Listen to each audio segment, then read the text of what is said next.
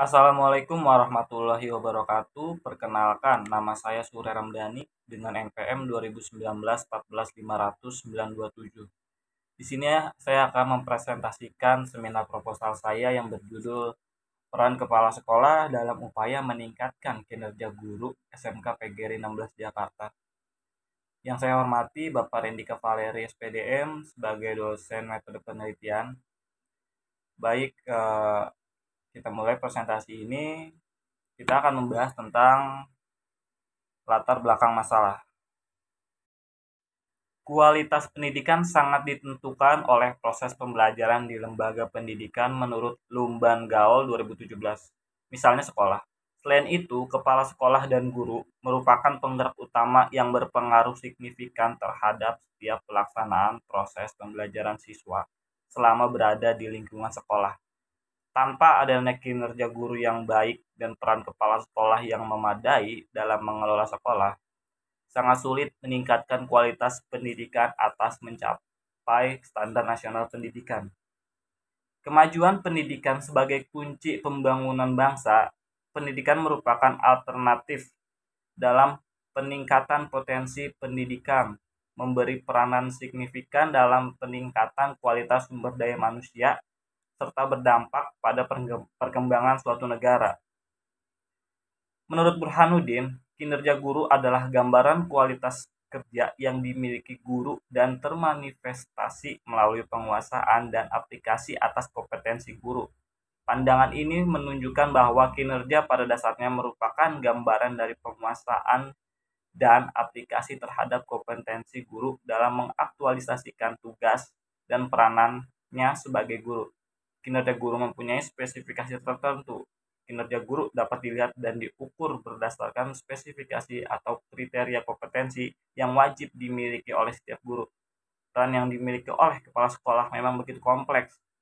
Selain berperan mengelola sekolah supaya menjadi efektif dan efisien, kepala sekolah secara khusus juga harus mampu meningkatkan kinerja guru. Menurut Susanto tahun 2016 menyatakan bahwa peningkatan kinerja guru dalam pembelajaran dapat tercapai apabila kepala sekolah sebagai pemimpin mampu memacu guru dalam meningkatkan kinerja para guru dengan sungguh-sungguh dan penuh dedikasi yang tinggi terhadap tugas yang diemban.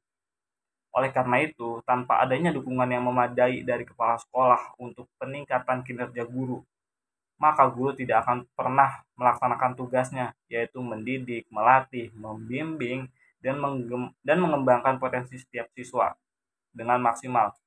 Dengan demikian, untuk memperbaiki kualitas kinerja guru, maka peran kepala sekolah sebagai pemimpin pendidikan perlu dikembangkan lebih lagi supaya terjadi peningkatan kinerja guru. Selanjutnya, ada identifikasi masalah. Yang pertama, ada bagaimana kinerja guru di SMK PGRI Jakarta. Yang kedua, seberapa penting kinerja guru bagi kepala sekolah di SMK PGRI 16 Jakarta. Yang ketiga, apakah di SMK PGRI 16 Jakarta terdapat banyak guru atau pendidik yang kinerja mengajar kurang baik? Yang keempat, apa penyebab kinerja guru di SMK PGRI 16 Jakarta masih kurang memuaskan? Dan yang kelima, program apa yang sudah dilakukan kepala sekolah dalam meningkatkan kinerja para guru di SMK PGRI 16 Jakarta? Selanjutnya, ada batasan masalah.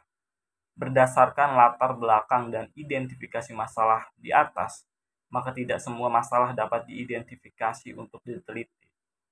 Untuk itu, peneliti membatasi masalah yang diteliti agar penelitian dapat fokus dengan masalah yang terjadi dalam hal peran kepala sekolah dalam upaya meningkatkan kinerja guru. Lalu ada rumusan masalah. Berdasarkan pengungkapan masalah di atas, maka masalah yang dititik beratkan dalam penelitian ini adalah peran kepala sekolah dalam upaya meningkatkan kinerja guru di SMK PGRI 16 Jakarta. Selanjutnya ada tujuan penelitian. Berdasarkan rumusan masalah yang sudah dipaparkan sebelumnya, maka tujuan dari penelitian ini untuk mengetahui akan peran kepala sekolah dalam upaya meningkatkan kinerja guru di SMK PGRI 16 Jakarta. Dan slide berikutnya ada kegunaan penelitian. Ada manfaat secara teoritis dan kegunaan secara praktik. Manfaat secara teoritis. yaitu diharapkan penelitian ini dapat berguna untuk disumbangkan terhadap dunia pendidikan, terutama dalam hal meningkatkan kinerja guru yang dilakukan oleh kepala sekolah, dan ada kegunaan secara praktik untuk kepala sekolah beserta guru. Untuk kepala sekolah, penelitian ini diharapkan dapat memberikan masukan dan sebagai pengingat akan pentingnya kinerja guru terhadap peserta didik, agar peserta didik lebih semangat dalam menuntut ilmu dan agar bisa menaikkan prestasinya baik untuk individual maupun kelompok.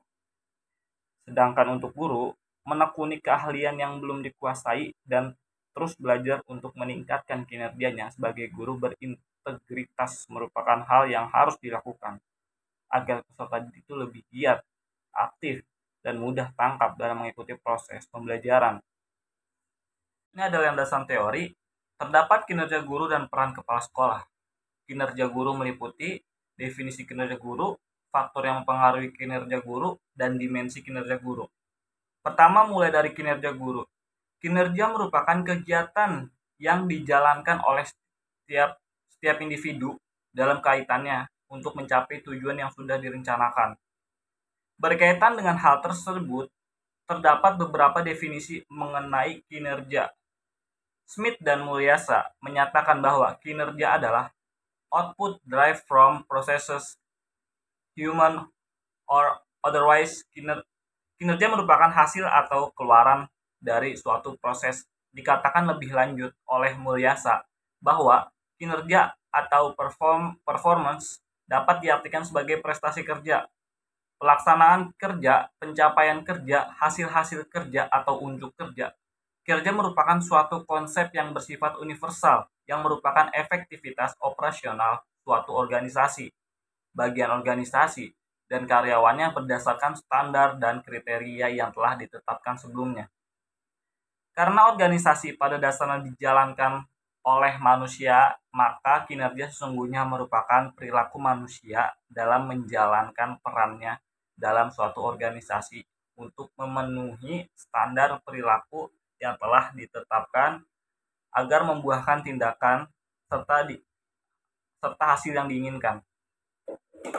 Kemudian ada faktor yang mempengaruhi kinerja guru. Menurut Campbell dalam Burhanuddin, faktor-faktor yang mempengaruhi kinerja guru adalah sebagai berikut.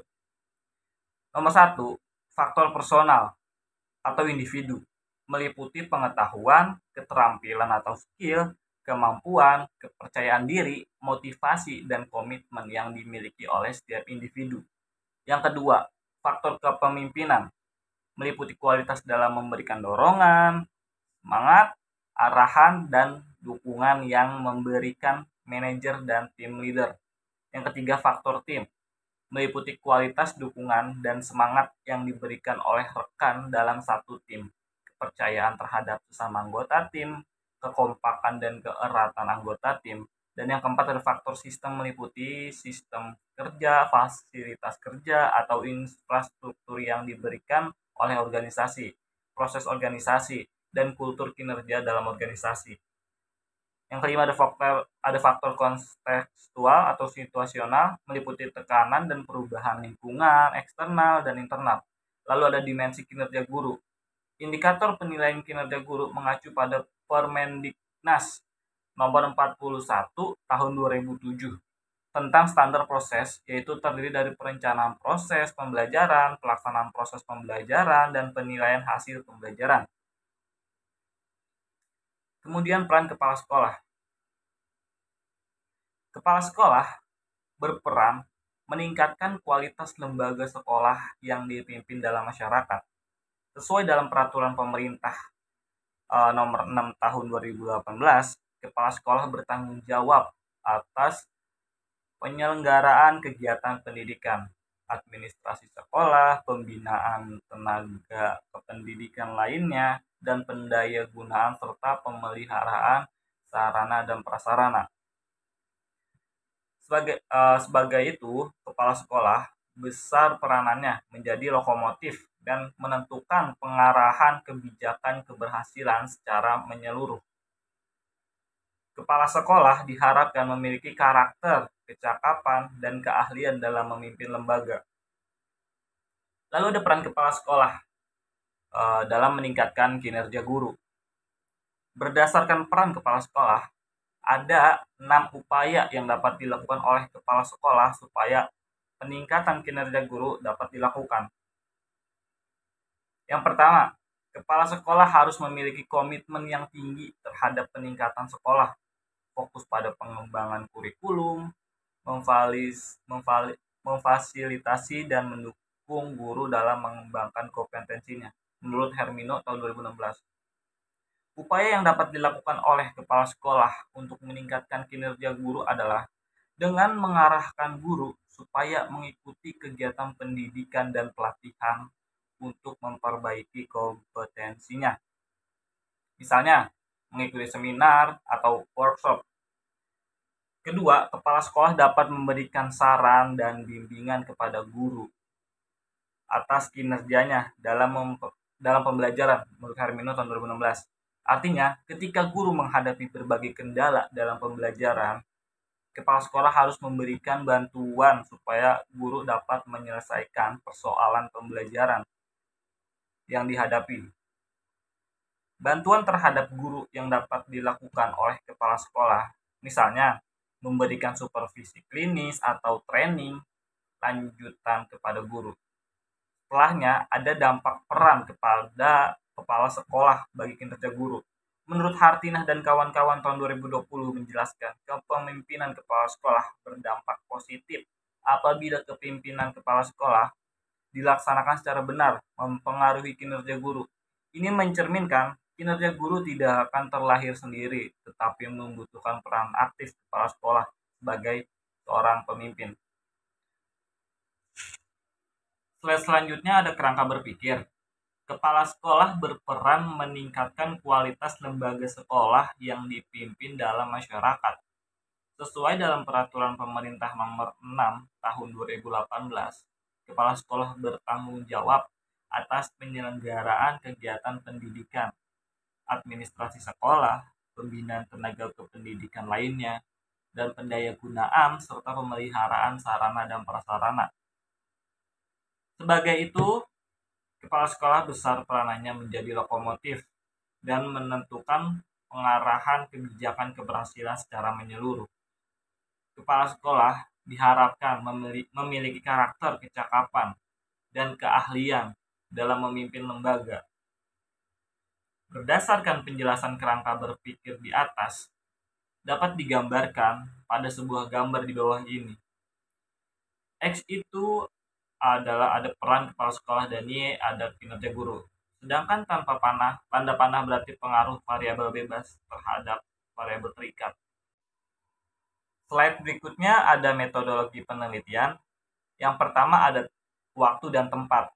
Lamanya waktu penelitian dan pengumpulan data yang dilakukan peneliti yaitu membutuhkan waktu sekitar 5 bulan. Dari bulan Maret 2022 hingga Juli 2022 dan tempat penelitian ini dilakukan di SMK PGRI 16 Jakarta yang beralamat di Jalan SMA N4 nomor 23 RT 5 RW 2 Cipayung Jakarta Timur. Dan yang kedua ada metode penelitian. Penelitian ini menggunakan pendekatan kualitatif yang dimana datanya bersifat kata, kalimat maupun gambar. Dan metode yang digunakan berupa metode wawancara, pengamatan, dan pencatatan atau dokumentasi. Yang ketiga ada subjek penelitian. Subjek yang akan diteliti pada penelitian ini adalah seluruh guru SMK PGRI 16 Jakarta yang berjumlah 32 orang beserta kepala sekolah SMK PGRI 16 Jakarta. Sedangkan subjek utamanya adalah 1. Perwakilan guru dan kepala sekolah SMK PGRI 16 Jakarta. Yang keempat, ada metode pengumpulan data. Pada penelitian kali ini, yang menjadi subjek penelitian adalah perwakilan guru dari SMK PGRI 16 Jakarta dan kepala sekolah dari SMK PGRI 16 Jakarta melalui wawancara, observasi, dan dokumentasi. Yang kelima, ada instrumen penelitian. Instrumen penelitian dalam penelitian ini dapat dirincikan sebagai berikut. Yang pertama, definisi konseptual. kedua definisi operasional, yang ketiga kisi-kisi instrumen seperti wawancara dan kuesioner atau angket. Dan yang keenam, ada teknik analisis data. Teknik analisis data yang peneliti gunakan antara lain reduksi data, triangulasi, dan menarik kesimpulan. Reduksi data bukanlah sesuatu yang terpilih dari analitik. Reduksi data diartikan sebagai proses menyeleksi, memfokuskan pada penyederhanaan, abstraksi, dan transformasi data kasar yang muncul dari catatan tertulis di lapangan. Triangulasi. Selain menggunakan reduksi data, penelitian juga menggunakan triangulasi sebagai teknik untuk mengecek keabsahan data. Dalam pengertian triangulasi, suatu teknik pemeriksaan keabsahan data yang memanfaatkan metode lain untuk membandingkan hasil pengumpulan data dengan subjek penelitiannya. Dan menarik kesimpulan. Kegiatan analisis ketiga adalah menarik kesimpulan dan memvalidasi ketika melakukan kegiatan pengumpulan data. Analis kualitatif mulai mencari makna pada sesuatu, mencatat pola, penjelasan kemungkinan konfigurasi jalur sebab akibat dan proposisi. Kesimpulan yang awalnya tidak jelas menjadi lebih rinci. Munculnya kesimpulan akhir tergantung pada ukuran pengumpulan catatan lapangan. Metode pengkodean, penyimpanan, dan pengambilan yang digunakan, keterampilan peneliti, dan kebutuhan penyandang dana. Tetapi kesimpulan ini biasanya dimulai terlebih dahulu. Cukup sekian presentasi dari saya. Kurang lebihnya saya mohon maaf. Assalamualaikum warahmatullahi wabarakatuh.